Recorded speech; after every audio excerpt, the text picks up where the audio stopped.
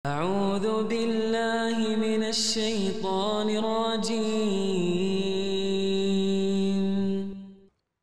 Assalamualaikum warahmatullahi wabarakatuh. Asyhadu an la ilaha illallah wahdahu la syarikalah wa asyhadu anna Muhammadan abduhu wa rasuluh. Amma ba'du fa'udzu billahi minasyaitonir rajim. Bismillahirrahmanirrahim. Pemirsa MTA dimanapun Anda berada, berjumpa lagi bersama saya Latif Nur Hasan dalam program kajian tafsir Al-Quran. Pada kesempatan kali ini saya tidak sendirian. Saya pada kesempatan kali ini ditemani oleh Bapak Maulana Galib Ahmad Syahid. Assalamualaikum Pak Galib. Waalaikumsalam. Bagaimana, sehat? Alhamdulillah. Alhamdulillah. Insya Allah pada kesempatan kali ini kita masih akan membahas tafsir dari surah Al-Baqarah ayat yang ke-68. Namun sebelum itu saya akan membacakan ayat beserta dengan terjemahannya terlebih dahulu. A'udzu billahi minasyaitonir rajim. Wa idh qala Musa liqaumihi innallaha ya'murukum an tadhbahu baqarah. Qalu atattakhidhuna huzwa. Qala a'udzu billahi an akuna minal jahilin. Dan ingatlah ketika Musa berkata kepada kaumnya, sesungguhnya Allah memerintahkan kamu menyembelih sapi betina. Mereka berkata, apakah engkau menjadikan kami sebagai sasaran olok-olok? Ia berkata, aku berlindung kepada Allah dari menjadi salah seorang di antara orang-orang jahil. Ini adalah terjemahan yang diterbitkan oleh Jemaat Ahmadiyah Indonesia. Kemudian saya akan membacakan terjemahan dari salah satu tafsir yang terkenal, yakni tafsir Al-Qurtubi. Dan ingatlah ketika Musa berkata kepada kaumnya, sungguhnya Allah menyuruh kamu menyembelih seekor sapi betina. Mereka berkata, apakah kamu hendak menjadikan kami sebuah ejekan? Musa menjawab, aku berlindung kepada Allah sekiranya menjadi seorang dari orang-orang yang jahil. Nah, demikianlah ayat beserta dengan terjemahan dari Quran surah Al-Baqarah ayat yang ke-68 ini. Nah, kita akan mengulas kembali pembahasan ayat yang ke-68 ini dari Tafsir Kabir yang ditulis oleh Hazrat Mirza Bashiruddin Mahmud Ahmad radhiyallahu taala anhu. Nah, bagaimana Bapak Galib penjelasan selanjutnya mengenai tafsir dari Al-Quran surah Al-Baqarah ayat yang ke-68 ini yang disampaikan oleh Hazrat Mirza Bashiruddin Mahmud Ahmad radhiyallahu taala anhu. Baik, jazakumullah atas waktunya. Sebelumnya kita sudah bahas ya berkenaan dengan tafsir ayat ini. Namun tidak sampai itu, masih dilanjutkan oleh Hazrat Khalifah yang kedua membahas ya mengenai alasan terjadinya peristiwa tersebut, yaitu Bani Israel menyembah kembali ya, sapi, atau di sini dalam konteks bangsa Mesir adalah banteng. Di dalam segmen berikutnya, Huzur menjelaskan mengenai tradisi pemujaan banteng yang ada di kalangan kaum Mesir atau kaum Fir'aun. Jadi kita bisa melihat ya dari sejarah juga ataupun ya dari penjelasan-penjelasan tafsir-tafsir mengenai banteng ya di sini ataupun sapi betina.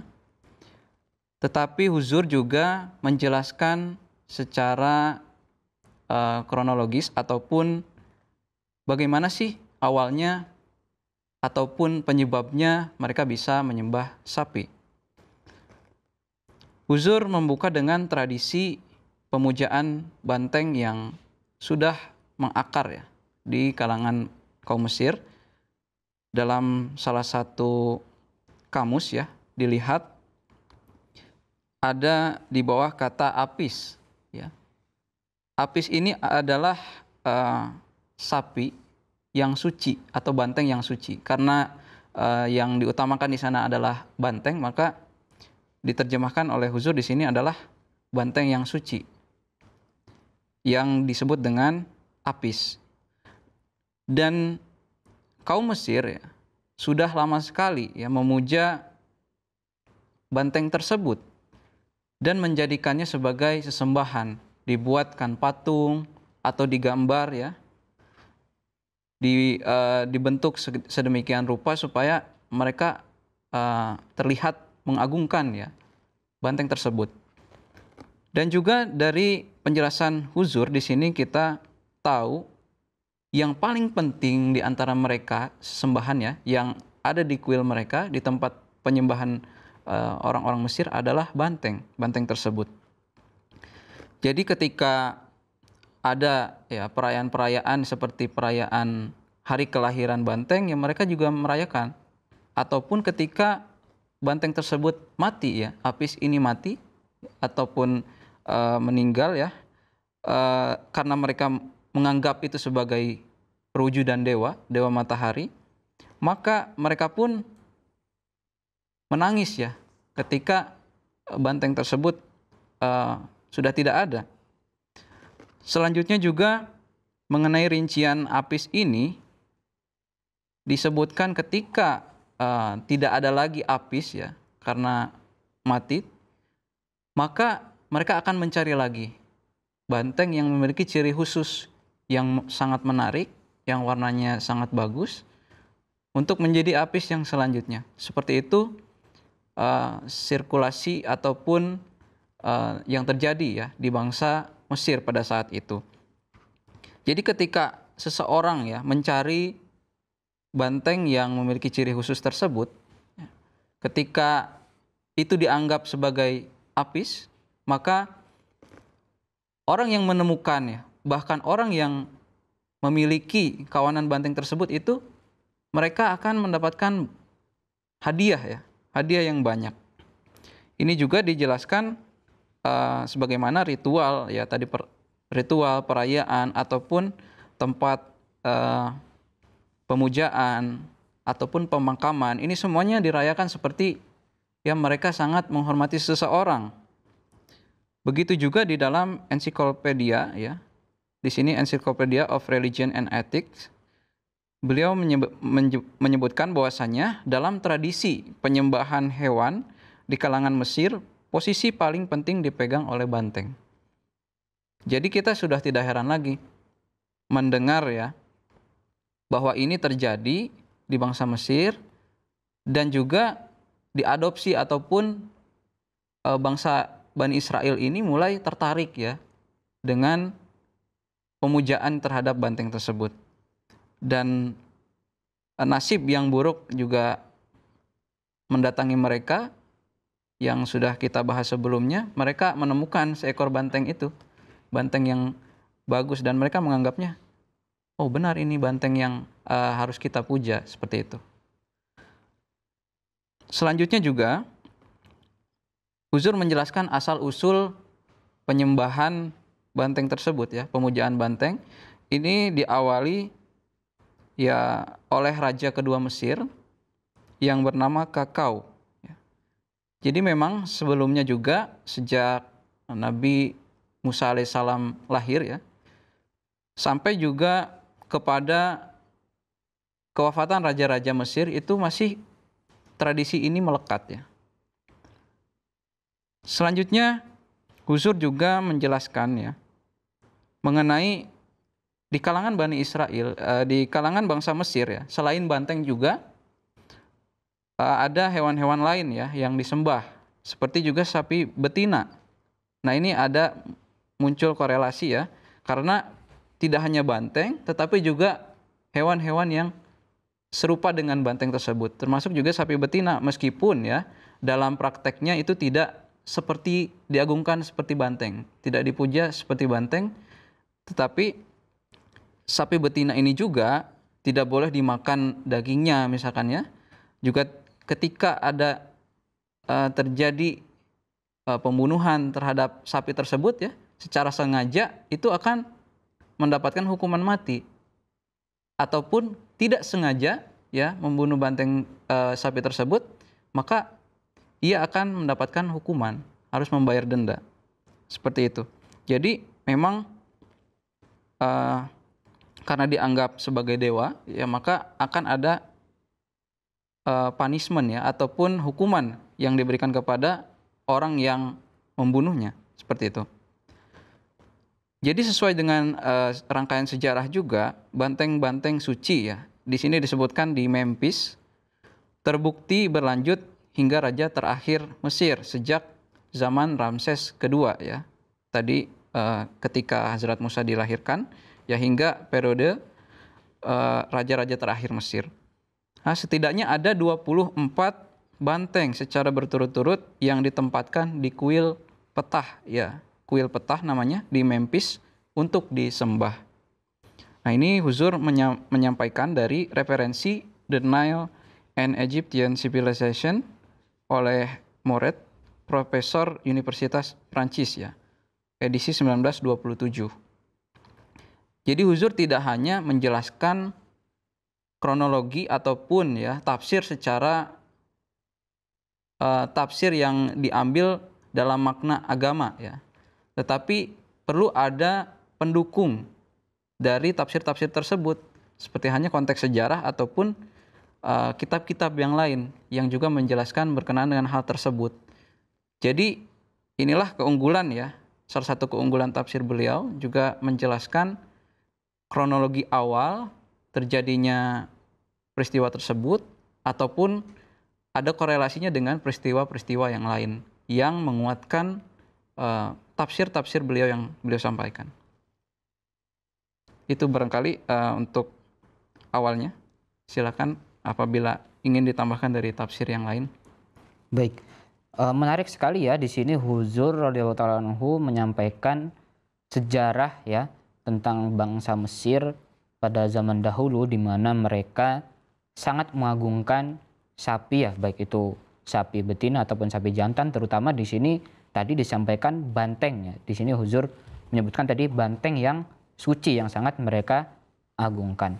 Kalau kita lihat pada zaman sekarang ini mirip-mirip dengan tradisi orang India ya, di mana mereka sangat mengagungkan sapi. Tadi juga disebutkan ketika ada yang tidak sengaja ataupun sengaja membunuh sapi atau banteng tersebut, mereka diberi hukuman ya, bahkan diberi hukuman mati. Di India pun seperti itu ya Pak Galib ya? Ya kurang lebih sama ya prakteknya. Baik. Nah, dari tafsir Al-Qurtubi di sini juga sedikit membahas mengenai sapi atau banteng ini ya. Penulis tafsir Al-Qurtubi menyampaikan firman Allah Subhanahu wa taala, Baqaratan atau sapi adalah hewan yang berjenis betina, sedangkan untuk jenis jantannya dinamakan dengan banteng, sebagaimana manusia terbagi menjadi pria dan wanita. Namun ada pula yang berpendapat bahwa Baqaratan adalah bentuk tunggal dari sapi dan dapat dipakai untuk jenis jantan ataupun betina. Jadi di sini penulis tafsir Al-Qurtubi ini menyampaikan bahwa untuk sapi betina itu dipakai Baqaratan, dan sedangkan untuk sapi jantan itu ada istilah lainnya. Namun beliau juga menyampaikan bahwa kata Baqaratan ini atau Baqaratun ini juga bisa digunakan ya untuk menyebut sapi jantan. Lalu apakah ada perbedaannya ataupun pembahasan yang disampaikan oleh Hazrat Muslim Maud radhiyallahu taala anhu ini mengenai sapi jantan dan sapi betina ini Pak Galib? Oke, baik. Di sini melanjutkan penjelasan yang sebelumnya berkenaan dengan sejarah tadi. Di sini Huzur mengambil kesimpulan rupanya dari hawalah ataupun referensi-referensi tadi yang disampaikan ya. Bisa ditarik kesimpulan ketika di Mesir itu banteng puja secara khusus ya.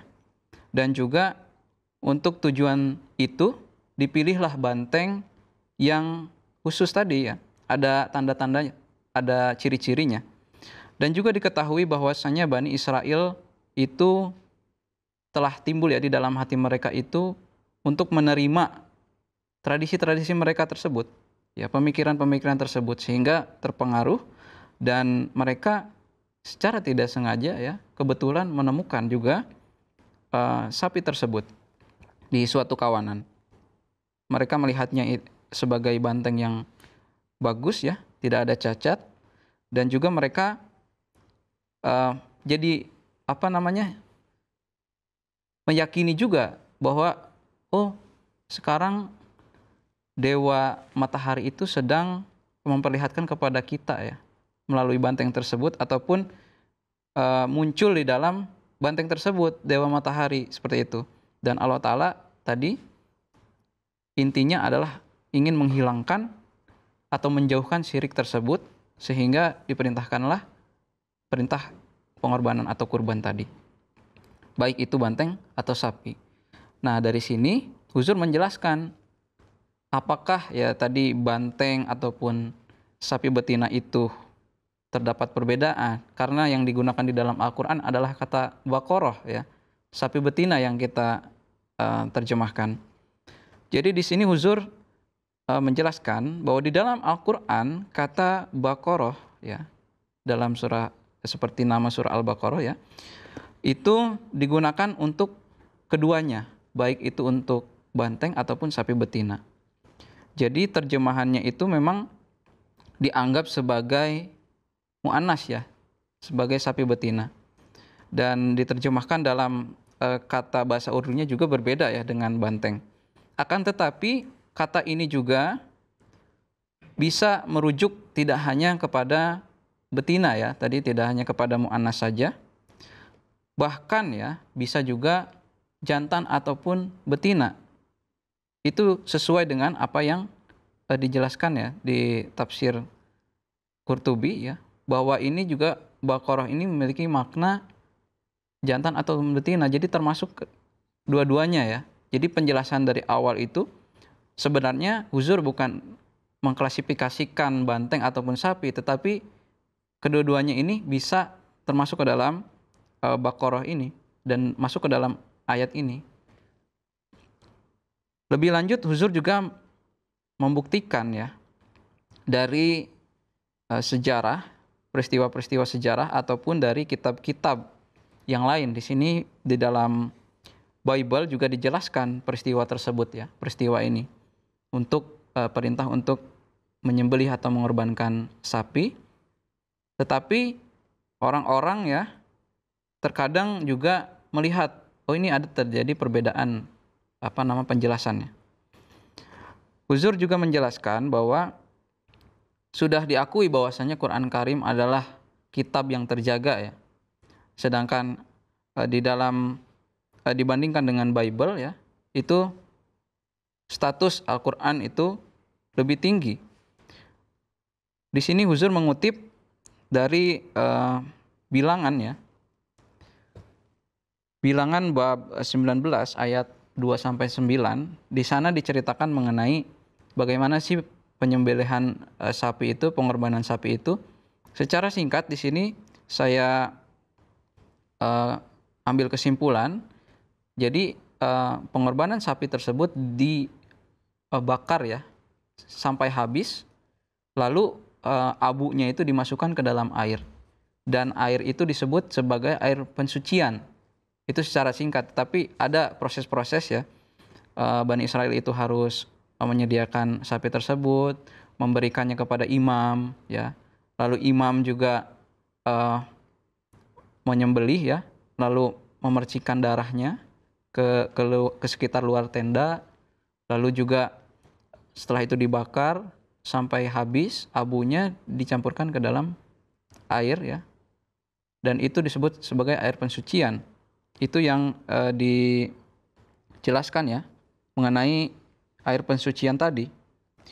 Selanjutnya juga untuk rincian-rincian yang terjadi ya di dalam Bible, di sini ada salah satunya Kemudian Imam Eleazar harus mengambil dengan jarinya sedikit darah dari lembu itu, lalu haruslah ia memercikan sedikit ke arah sebelah depan kemah pertemuan sampai 7 kali. Ini ada beberapa rincian ya yang harus dilakukan barangkali oleh Bani Israel pada saat itu ketika ya mendapatkan atau menemukan seekor lembu betina merah yang tidak bercela, tidak ada cacatnya. Dan tadi orang yang membakar habis lembu itu ya di sini haruslah mencuci pakaiannya dengan air dan membasuh tubuhnya dengan air. Dan ia najis sampai matahari terbenam. Lalu seorang yang suci, yang tahir harus mengumpulkan abu tersebut, menaruh pada suatu tempat di luar tempat perkemahan, supaya semuanya tinggal tersimpan bagi umat Israel untuk membuat air pensucian atau pentahiran di sini. Itulah penghapus dosa. Ini nanti ada kaitannya dengan apa yang disampaikan oleh Huzur ya di penjelasan berikutnya. Dan juga selain itu Huzur mengambil kata ya di dalam Bible itu untuk supaya mensucikan kamu dari dosa. Jadi ada korelasinya air pensucian ini untuk mensucikan diri dari dosa. Dan ini juga dikuatkan satu lagi bukti yang beliau sampaikan dari kitab Yahudi ya. Kitab hadisnya orang Yahudi yang disebut dengan Mishnah. Itu di dalamnya menjelaskan penjelasan tadi ya, mensucikan dosa. Jadi dibuat satu bab untuk menjelaskan hal tersebut sehingga ini menjadi satu rincian yang cukup banyak. Ini menjadi dukungan ya atas kebenaran Al-Quran sebenarnya. Huzur menyampaikan seperti itu. Dan pada hakikatnya menyembelih ya, perintah menyembelih sapi itu ya maksudnya adalah bukannya hanya melihat tanda-tanda itu ya, tanda-tanda atau ciri-ciri tidak ada cacat ataupun sangat indah, tetapi juga pada akhirnya ya dijelaskan di dalam Mishnah itu tidak ada ya sapi ataupun banteng yang secara umum memiliki ciri-ciri tersebut. Itu pada akhirnya. Jadi di sini juga Huzur memberikan penegasan ya dari beberapa literatur lain, baik itu dalam Bible ataupun Mishnah ya tadi, dan juga dalam kitab sejarah, dan semuanya merujuk sebenarnya untuk menguatkan pembahasan ya yang akan beliau sampaikan. Dan di akhir di sini ada satu pembahasan lagi, namun sebelum itu bisa diseling dulu dengan tafsir yang akan disampaikan dari tafsir lain. Baik, di sini dari Qurtubi menyampaikan mengenai qalu atatahiduna huzwa, apakah kamu hendak menjadikan kami sebuah ejekan. Kalimat ini sebagai jawaban mereka kepada Nabi Musa alaihissalam ketika beliau mengatakan kepada mereka, innallaha ya'murukum an tadhbahu baqarah. Perintah ini diturunkan karena mereka menemukan seorang dari kaum yang terpandang menjadi korban pembunuhan dan mereka tidak dapat memastikan apakah pembunuhnya. Ada yang berpendapat siapakah pembunuhnya. Ada yang berpendapat bahwa pembunuhnya bernama Amil, lalu terjadilah perbedaan. Nah, ini yang disampaikan oleh penulis tafsir Al-Qurtubi. Lalu bagaimana dengan yang disampaikan oleh Hazrat Mirza Bashiruddin Mahmud Ahmad mengenai kalimat qaulu atatahiduna huzwa ini atau pembahasan mengenai kalimat ini? Baik ya, untuk penjelasan kalimat atatahiduna huzwa sudah kita jelaskan sebelumnya ya di episode sebelumnya. Akan tetapi di sini ada hal yang berkaitan erat dengan huzwan tadi, yaitu dengan potongan ayat yang bagian akhir qala a'udzubillah ya an akuna minal jahilin, yang mengisyaratkan kepada seseorang itu hendaknya tidaklah mengolok-olok atau mengejek urusan agama ya. Siapapun itu. Jadi qala a'udzubillahi an akuna minal jahilin menjelaskan bahwa pekerjaan orang-orang yang jahil itu adalah mengolok-olok dan juga atau menertawakan urusan-urusan agama. Adapun di sini Huzur sangat menyayangkan ya, banyak sekali orang-orang yang tidak memahami hakikat dari perkara ini, dari peristiwa ini ya, yaitu mereka mengolok-olok urusan agama ya, menertawakan dan juga tidak menunjukkan sedikit pun keseriusan ketika membahas itu. Bahkan sampai mereka keras hatinya gitu ya dalam membahas perkara-perkara agama. Itu konsekuensinya ketika membahas perkara agama dengan candaan, dengan perolokan ya. Itu perbuatan orang yang jahil dan juga dia nanti juga akan hatinya keras. Seperti itu. Itu penjelasan akhir ya dari ayat ini ya. Ayat yang ke-68 ditutup dengan penjelasan mengenai qala a'udzubillahi an akuna minal jahilin. Jadi ketika seseorang itu ia bertemu dengan seorang yang lain, ia tidaklah pantas atau tidaklah boleh ya untuk mengolok-olok urusan agama orang lain, ataupun di sini jika ingin termasuk ke dalam orang-orang yang jahil seperti itu.